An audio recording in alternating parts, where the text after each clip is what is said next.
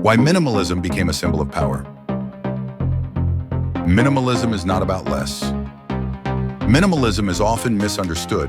People think it's about having less money, less emotion, less ambition. In reality, minimalism has never belonged to the powerless.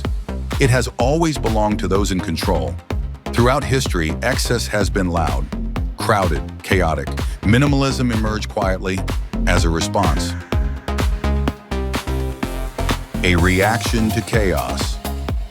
After the devastation of the early 20th century, Europe was exhausted. Cities were broken, ideologies had failed.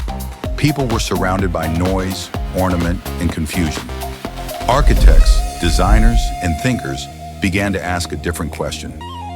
What if power wasn't expressed through decoration, but through restraint?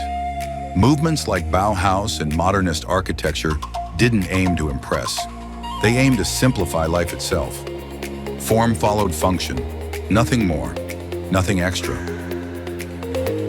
Restraint is never neutral. But simplicity was never neutral. To remove what is unnecessary, you must first be certain of what matters. That certainty is expensive.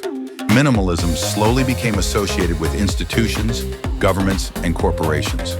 Clean buildings, empty rooms, clear lines, because only those with resources can afford silence. Only those with power can afford space. Minimalism and the elite. In business, the same principle applies. The most powerful people rarely explain themselves. They don't decorate their words. They don't compete for attention. They simplify. Think about the uniform of authority. Black suits, neutral colors, identical silhouettes. Not to stand out, but to disappear into control. Minimalism removes distraction, and when distraction is gone, power becomes visible. When simplicity became strategy, this idea reached its peak in the digital age. In the late 1990s and early 2000s, technology was loud. Buttons everywhere, colors, menus, options. Then came a different philosophy. Dieterrams, the legendary German industrial designer, famously said, "Good design is as little design as possible." Steve Jobs took this belief even further. At Apple, minimalism wasn't aesthetic, it was strategic. Fewer buttons meant fewer decisions. Fewer decisions meant less resistance, and less resistance meant trust. The psychology of power.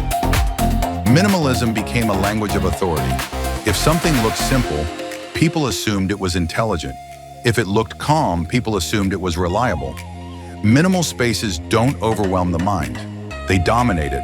When nothing competes for your attention, what remains feels important. That's why luxury brands stopped shouting, why high-end interiors became quiet, why silence itself became status. The rarest luxury. In a world obsessed with constant output, restraint became the ultimate signal. Minimalism tells a story without words. It says, I don't need to prove anything, and that is power.